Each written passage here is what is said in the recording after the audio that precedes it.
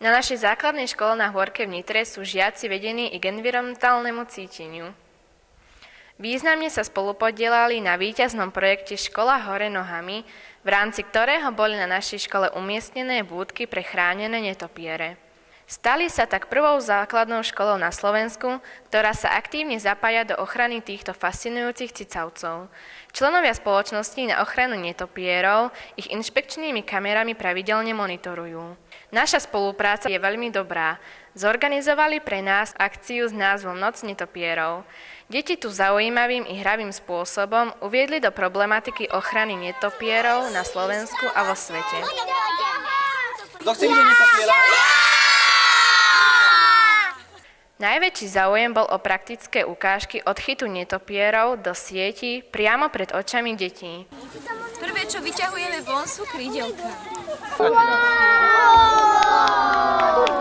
Už sa vzdal. Už sa vzdal. Keď sa budete to bude dobrý, tak môžete ho pohľadkať, ale veľmi jemne opatrne.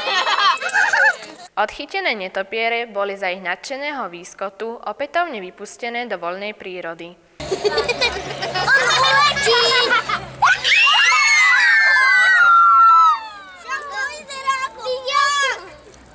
Ja som sa pýtal Žanetky. Super! Wow! Aj beba má zbalák! Beba!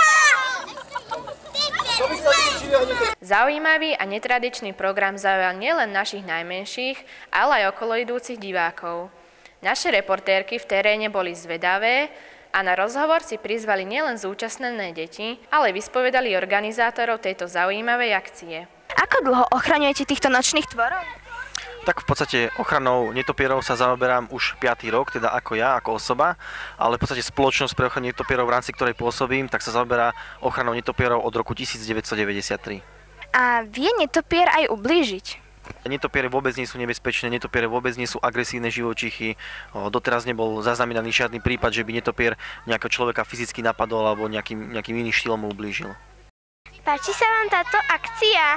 Veľmi sa mi to páči. Ďakujem. Chcela by si mať doma netopiera? Nie. Nechcela by si mať radšej ako psíka? Nie? Chcela psíka by som. Psíka? A páčila sa ti táto akcia?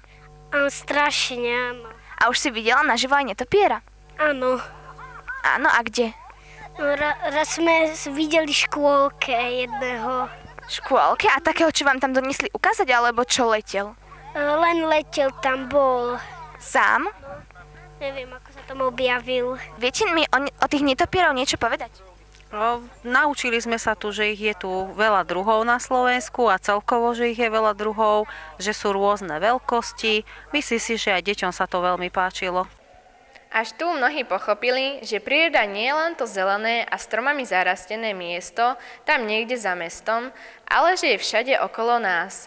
Je nepostrádateľnou súčasťou je i štrbina v paneláku, kde spia chránené netopiere či dažďovníky.